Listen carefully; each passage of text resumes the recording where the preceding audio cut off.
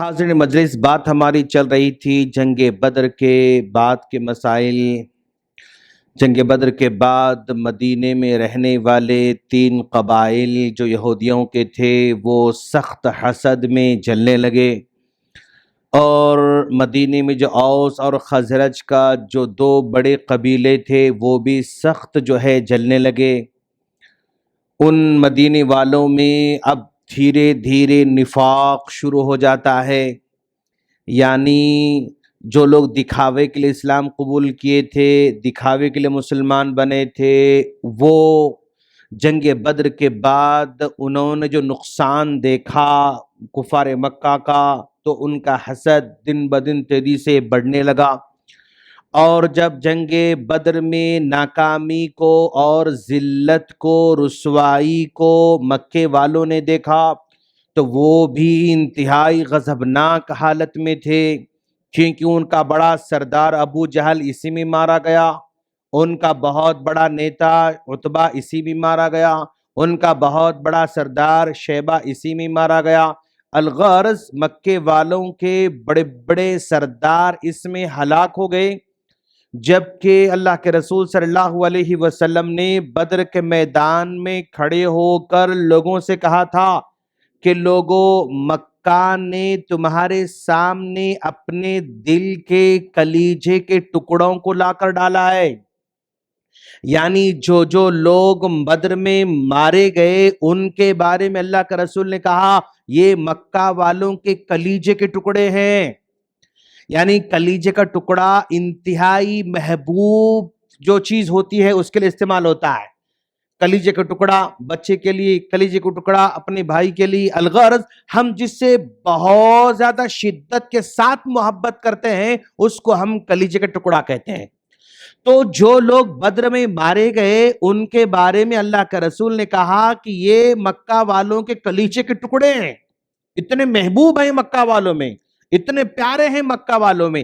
جب انہوں نے مکہ والوں نے اپنے کلیجے کے ٹکڑوں کو کھو دیا تو یہاں پر اتنی شدت کے ساتھ نفرت آگے بڑھ رہی ہے۔ مکہ والے کہہ رہے ہیں کہ جب تک ہم بدر کا بدلہ نہیں لیں گے اگلے 1 سال کے اندر ہم کوئی خوشی نہیں منائیں گے۔ مردوں نے قسم کھائی کہ 1 سال کے اندر اگر ہم بدر کا بدلہ نہیں لیں گے، جب تک نہیں لیں گے تب تک ہم کوئی خوشی نہیں منائیں گے۔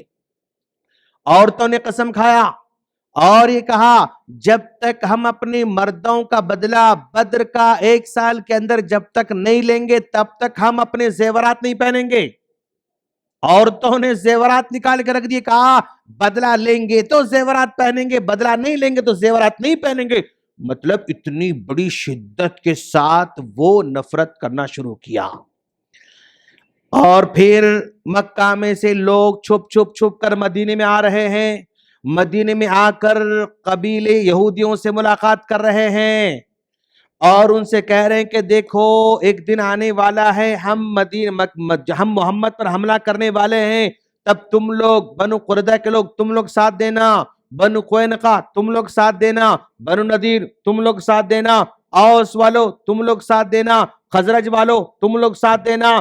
یعنی سفارتی کام بھی اندر چھپ کر رہے ہیں مکے والے، اور یہ مدینے میں آ کر بڑے بڑے قبیلے والوں سے ملاقات کر رہے ہیں، ساتھ میں اپنے آس پاس کے رہنے والے سارے کے سارے قبیلوں کے پاس جا رہے ہیں اور ان کو وارننگ دے رہے ہیں کہ بھائی ہم کو محمد نے شکست دی، اگر ہم اس پر خاموشی اختیار کیا، اگر ہم نے ڈھیل دے دیا، ہم خاموش بڑھ گئے، آج ہمارے لوگ مارے گئے کل تمہارے مارے جانے والے ہیں۔ یعنی ڈر انہوں نے پیدا کیا۔ آج ہمارا سردار مارا گیا ابو جہل، کل تمہارا مارا جائے گا، آج ہمارا عتبہ مارا گیا کل تمہارا مارا جائے گا، آج ہمارا شیبہ مارا گیا کل تمہارا مارا جائے گا۔ اس طرح مکہ کے طرف جتنے بھی قبیلے والے تھے وہ سارے کے سارے قبیلے والوں سے برابر ملاقات کر رہے ہیں۔ کون اس کا سردار ہے؟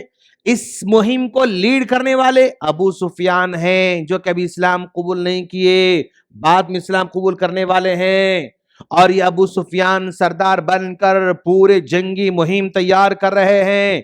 اور جنگی مہم میں یہ نوجوان وہ نوجوان وہ نوجوان یہ نوجوان یہاں کے وہاں کے پورے کے پورے نوجوانوں کو تیار انہوں نے کیا، تو لگ بھگ 3000 نوجوانوں کو ابو سفیان نے تیار کیا۔ اللہ کے رسول کو پتا چلا کہ بھئی یہ لوگ جنگ بدر کا بدلہ لینے کی تیاری کر رہے ہیں، تب اللہ کے رسول صلی اللہ علیہ وسلم نے بھی تیاری شروع کر دی۔ لیکن کتنی بھی تیاری کریں، افرادی قوت تو کم ہی تھی اللہ کے رسول کے پاس۔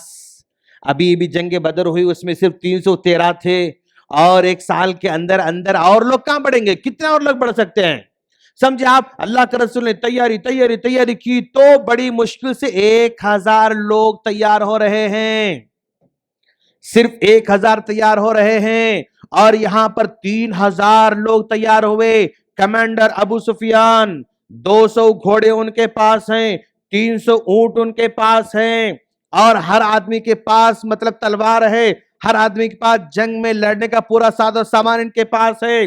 اب یہاں پر صحابہ کرام 1000 کی تعداد میں، اور وہ 1000 میں بھی بہت سارے منافقین اس میں داخل ہو رہے ہیں، منافقین ہیں، اور اللہ کے رسول کو پتا ہے کہ ہمارے درمیان منافقین ہیں، اور اندر کا دشمن جلدی سمجھ میں نہیں آتا، باہر کا دشمن سمجھ میں آ سکتا، باہر کے دشمن سے بچنا آسان ہے، اندر کے دشمن سے بچنا آسان نہیں۔ اب اللہ کے رسول نے مشورہ کرنا شروع کر دیا کہ بھئی یہ لوگ ہم پر حملہ کرنے والے ہیں، کیا کریں گے ہم لوگ مدینے کے باہر جا کر لڑیں گے یا مدینے میں رہ کر لڑیں گے؟ ان کو پتا چلا کہ یہ مکہ والے مدینے میں نہیں لڑنا چاہ رہے ہیں، بلکہ مدینے سے تم لوگوں کو باہر نکال کر میدان میں تم سے لڑنا چاہ رہے ہیں۔ یہ لوگ مکہ والے پلان ڈالے کہ ہم مدینے کے اندر نہیں لڑیں گے، ہم مدینے کے باہر لڑیں گے، گراؤنڈ میں لڑیں گے، میدان میں لڑیں گے۔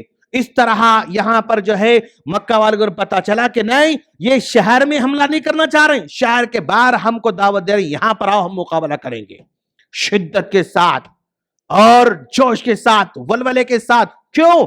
ان کے دل میں نفرت کی انتہا ہے کہ ہمارا باپ مارا گیا، ہمارا بھائی مارا گیا، ہمارا بیٹا مارا گیا، ہر قبیلے کا کوئی نہ کوئی بڑا اس میں مارا گیا، ہر قبیلے کا کوئی نہ کوئی ریسپیکٹڈ آدمی مارا گیا، ہر قبیلے کا کوئی بہادر سے مارا گیا تھا جنگ بدر میں۔ اللہ کے رسول نے دیکھا کہ بھئی وہ لوگ وہاں احد کے میدان میں آنا چاہ رہے ہیں۔ صحابہ کرام سے مشورہ کیا تو جو بڑی عمر کے صحابہ کرام تھے ان لوگوں نے کہا اللہ کے رسول ہم مدینے کے باہر جا کر لڑیں گے، ہم یہاں پر رہیں گے، مدینے کے اندر ہم رہ کر لڑیں گے تاکہ ہم لوگ اپنے گھروں کی سب حفاظت کر سکیں۔ اگر ہم باہر نکلے، وہ یہاں پر آنے کے بجائے اگر وہ یہاں آ کر حملہ کر دیے تو، مطلب تجربہ انہوں نے بتایا کہ ہم مدینے کے باہر چلے گئے اور وہ 3000 کی فوج تیار ہے، لیکن مان لو 1000 ادھر دکھاوے کے لیے آ گئے اور 2000 ادھر آ گئے تو پورا ہمارا مدینہ، ہمارے عورتیں پورے مطلب خلاص، تو لہذا مکے مدینے کے اندر رہ کر لڑیں گے۔ بڑے بزرگوں نے جو ہے مشورہ دیا، لیکن نوجوان صحابہ کرام نے کہا اللہ کا رسول جب وہاں بلا رہے ہیں تو ہم بھی وہاں جائیں گے، ہم یہاں بیٹھیں گے تو ایسا لگے گا ہم ڈر کر بیٹھے ہوئے ہیں، تو لہذا ہم باہر جائیں گے۔ اللہ کے رسول صلی اللہ علیہ وسلم نے بڑوں کو دیکھا، نوجوانوں کو دیکھا، بڑوں کو دیکھا، نوجوانوں کو دیکھا، نوجوانوں کی تعداد زیادہ تھی۔ اب اللہ کے رسول صلی اللہ علیہ وسلم جو ہے یعنی پورا تیار ہو کر گھر سے باہر نکل گئے۔ کہا نوجوان اگر باہر لڑیں گے کہہ رہے تو ہم بھی سب باہر جا کر لڑیں گے۔ اب نکل رہے ہیں فوج 1000 کی تعداد میں نکل رہے ہیں۔ جب شہر کے باہر گئے، میدان احد کے قریب پہنچ رہے ہیں تو عبداللہ بن ابی جو مسلمان ہو چکا تھا لیکن منافق تھا، اس نے کہا محمد یہ کیا بات ہوئی؟ آپ صرف نوجوانوں کی بات سن رہے ہیں، یہ ابھی کچی عمر کے لوگ ہیں، آپ ان کی بات سن کر وہاں جا رہے ہیں، آپ بڑوں کی بات نہیں سن رہے ہیں، آپ ہم جیسے بڑوں کا مشورہ آپ ٹھکرا رہے ہیں، لہذا ہم آپ کے ساتھ نہیں آتے۔ اپنے 300 ساتھیوں کو لے کر واپس پلٹ کیا گیا۔ اب 1000 کی تعداد گھٹ کر کتنے ہو رہی ہے؟ صرف 700 باقی رہ رہی ہے، صرف 700 کی تعداد میں ہے۔ 300 واپس لوٹ کر آ گئے۔ وہ گیا اس لیے، واپس آیا اس لیے کہ اگر پہلے نہ نکلتا تو اس فوج پر زیادہ نفسیاتی اثر نہیں ہوتا تھا، جا کے واپس آنے کی صورت میں ان پر افیکٹ ہوتا ہے، ان پر نفسیاتی اثر ہوتا ہے کہ ارے بھئی ہم کمزور ہو گئے، ہم تھوڑے ہو گئے، ہم مختصر ہو گئے تو ان کے دلوں میں کمزوری پیدا ہو جاتی. شروع سے نہیں ہے تو کوئی غم کی بات نہیں، لیکن آ کے چھڑتے نا وہاں پر نفسیاتی طور پر کمزور ہو جاتے ہیں. تو نفسیاتی طور پر کمزور کرنے کے لیے یہ یہاں جا کے واپس لوٹ کر آتا ہے. 700 صحابہ کرام ہیں اور پورے 3000 یعنی مکہ کی فوج آ کر احد کے پاس قیام کر رہی ہے.